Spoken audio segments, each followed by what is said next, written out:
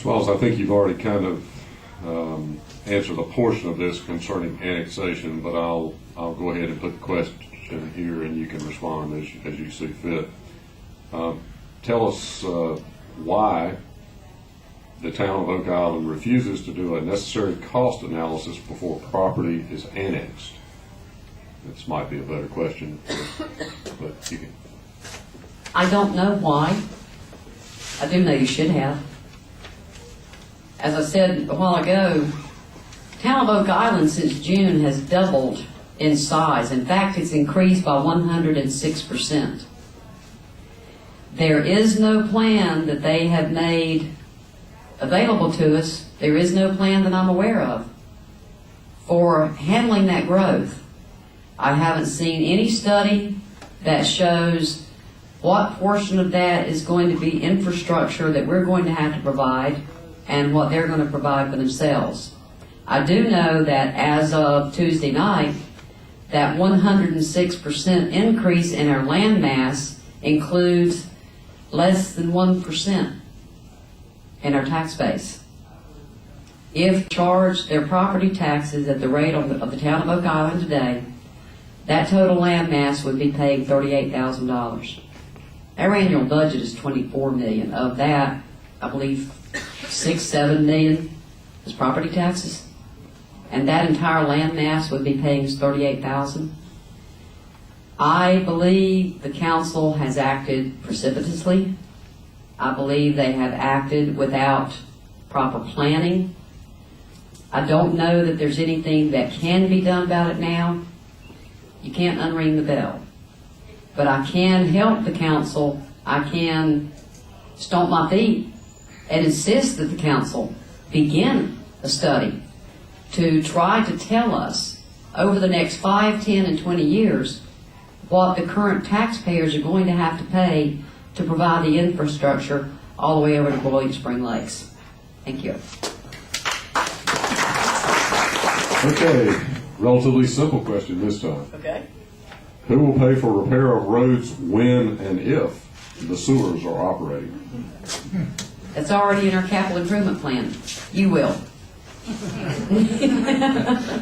After the completion of the wastewater project, and in fact, I do believe it begins in the 2010-2011 budget, you will be paying $1 million per year for 10 years, for a total of $10 million to repair the roads on Oak Island after the construction and installation of the wastewater project. This was not included in the costs of the wastewater project. That's what I have said before. They didn't tell us. All of this information should have been disseminated long before they began that wastewater project. Up until they had to actually start putting out bids for the wastewater project. They had it down to $67 million in cost. When they started putting out the bids and had to admit to the total, it's about $150 million. And they still did not include the repair of the roads. It's a fact now, beginning next year, your taxes will pay, and I believe that we may be able to get some of that money from our Powell bill funding. But I don't know how much of that each year will be provided by Powell bill funding. I do know that the Powell bill funding that we've been receiving has been decreasing because of the crash in the economy. Some of it may be paid by the Powell bill funding, and there are certain years maybe all of it will be paid. But they should have told us about that several years ago before they even started this project. Thanks.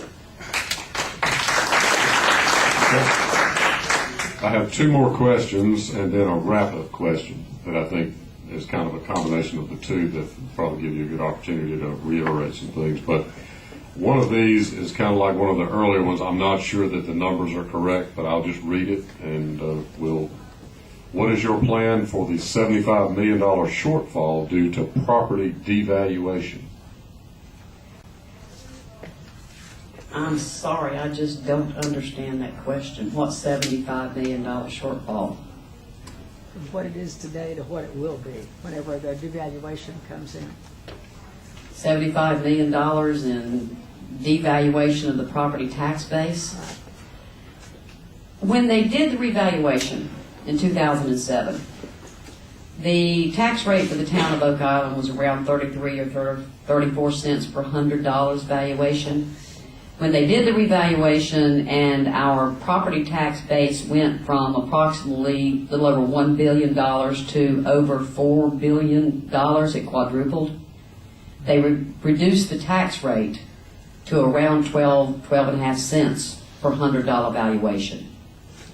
If they do a revaluation and the property tax base decreases, and if your town council that you have elected at that time can reduce your budget to a manageable number, you will have a property tax rate increase, but the total amount that you pay for property taxes should hold steady and be revenue neutral.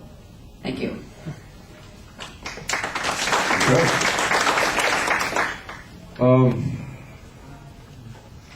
I started to throw this question out because I'm not sure you have a whole lot of control over it, but I'll ask it anyway, and you can respond.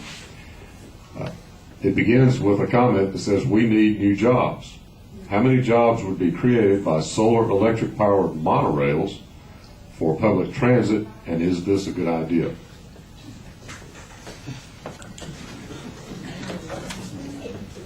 Pop, where are you?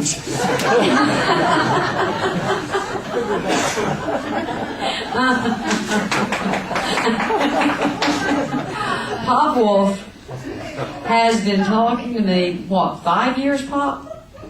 About looking at, studying, installing a monorail installation system for Brunswick County for mass transit. So far, Pop has not been able to get the council to pay him any attention. That would be something that we would have to begin and look at. Pop has full information on areas that are using monorail, electric monorail mass transit transport. But Pop, I'm just not sure if Brunswick County is populated enough for that type of system. But I can tell you that when I'm elected as mayor and I can ask the council to do something about it, we'll study it in full. Thank you, Pop. I figured there was a backstory to that one.